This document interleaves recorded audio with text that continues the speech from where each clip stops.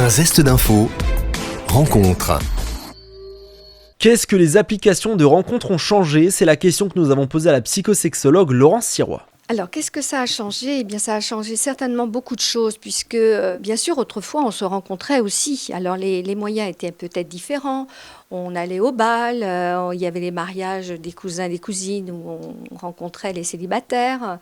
Il y avait déjà des agences matrimoniales, mais en tout cas, aujourd'hui, on facilite un petit peu la rencontre avec toutes nos applications sur téléphone, sur Internet, les sites de rencontres, et puis des applications beaucoup plus simples encore que vous connaissez bien.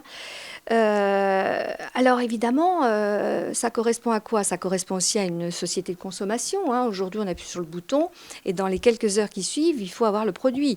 C'est un petit peu pareil. Nous traitons un peu notre sexualité, nos pulsions un peu de la même façon. J'ai envie de ça, hop, j'appuie et j'aurai la livraison dans quelques heures.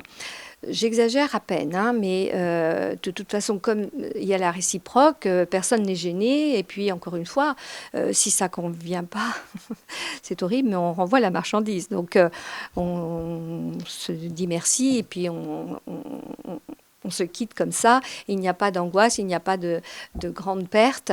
Mais je banalise un petit peu parce qu'il y a quand même des situations très douloureuses pour certaines personnes qui vont avoir du mal à s'engager, soit parce qu'ils ne veulent pas s'engager, c'est une façon de consommer, d'avoir plein d'expériences et de se sentir très fort, très, très désirable et très désiré.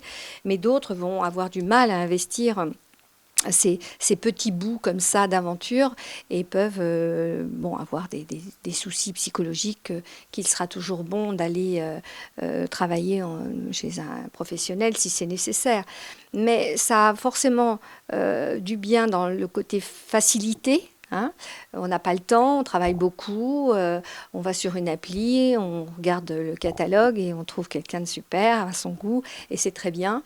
Ça peut être parfois un petit peu triste, un petit peu dommage. Des propos recueillis par Mathis Godefroy. Vous pourrez retrouver cette rubrique en podcast audio et vidéo sur notre site et application Radio Sensation et sur notre chaîne YouTube. Un zeste d'info sur Sensation.